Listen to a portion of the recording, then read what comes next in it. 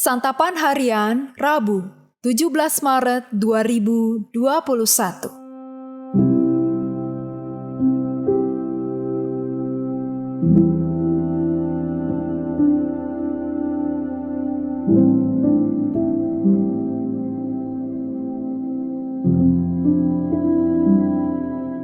Inilah program Santapan Harian, sebuah program yang mengajak Anda menelusuri isi Alkitab, agar Anda menemukan makna firman Tuhan sesuai dengan konteksnya. Santapan Harian tertuju bagi Anda yang ingin memiliki kehidupan rohani yang segar, kuat, dan sigap.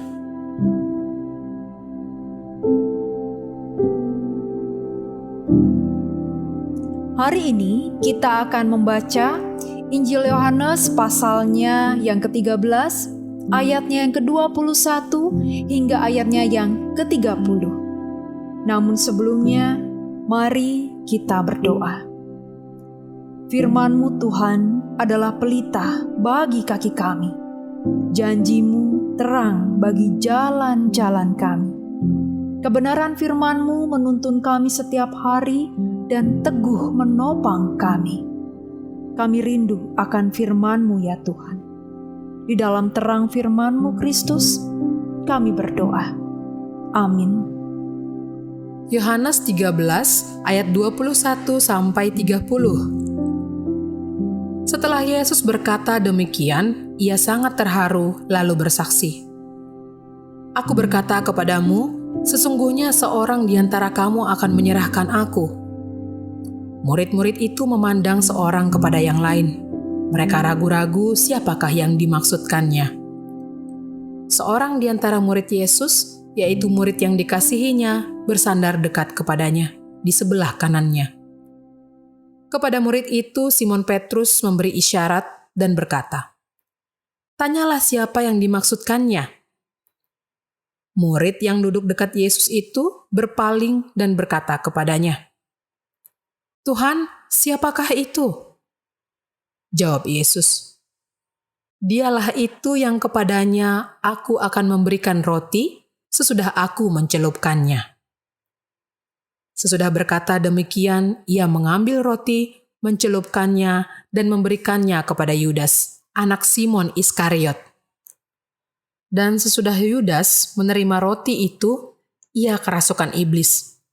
Maka Yesus berkata kepadanya, "Apa yang hendak kau perbuat? Perbuatlah dengan segera." Tetapi tidak ada seorang pun dari antara mereka yang duduk makan itu mengerti apa maksud Yesus mengatakan itu kepada Yudas.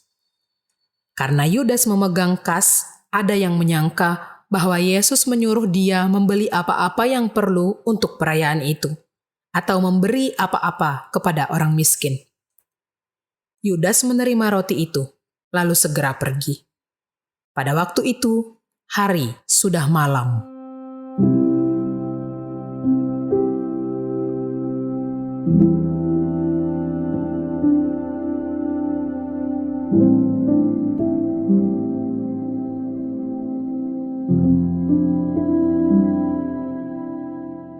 Sahabat Santapan Harian, pertentangan antara terang dan kegelapan sudah ditulis oleh Yohanes di prolog Injil. Lalu dimulai pada pasalnya yang ke-5 ketika Yesus menyembuhkan seorang lumpuh di kolam Bethesda pada hari Sabat. Peristiwa itu menjadi pemicu oposisi dari orang-orang Yahudi terhadapnya. Pertentangan serta upaya untuk menangkap dan membunuh Yesus terus berlanjut sampai tiba waktu baginya untuk diserahkan dan disalibkan. Yohanes menuliskan, pada malam perjamuan untuk persiapan Paskah, Yesus sangat terharu. Maksudnya adalah perasaan gundah yang dialami Yesus karena pengkhianatan yang akan dialaminya oleh murid yang dipilihnya sendiri, dan karena keadaan berat yang terus dihadapinya sebentar lagi. Bisikan iblis dan rencana jahat Yudas tertutup rapat, sehingga hanya Yesus saja yang tahu. Murid-murid yang lain tidak mengetahuinya. Mungkin tujuannya adalah agar rencana pengkhianatan itu terlaksana. Percakapan pada ayat ke-25 sampai dengan 26 tampaknya bersifat sangat pribadi, sehingga hanya murid yang dikasihi itu yang tahu maksud Yesus memberikan potongan roti kehormatan kepada Yudas Iskariot. Hal ini merupakan budaya menghormati seorang tamu. Segera setelah menerima roti itu, hati Yudas dimasuki iblis, yang mungkin berarti bahwa penguasaan iblis terhadap Yudas semakin penuh, dan yang semula hanya membisik, sekarang masuk ke dalam hati. Ada proses yang terjadi sebelum iblis benar-benar masuk ke dalam hati manusia, lalu menguasainya. Mulai dari membisikkan rencana-rencana jahat. Kemudian, ketika manusia mulai merespon dengan menyetujui, iblis masuk dan menguasainya. Tetapi sebelum hal itu terjadi, ada juga proses yang sedang dikerjakan oleh Allah untuk mencegahnya. Teguran yang diberikan Yesus kepada Yudas, juga pemberian roti kehormatan, merupakan upaya untuk menyadarkan dan mendapatkan Yudas kembali.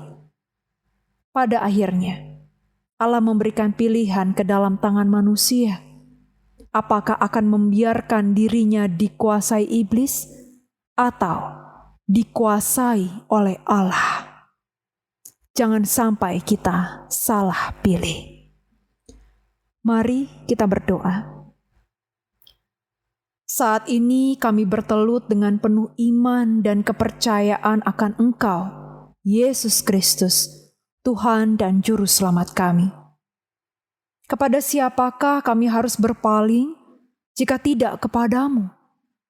Kemanakah kami harus mencari jika ke dalam harta kekayaan ilahi yang memuat kebaikan dan belas kasihan-Mu?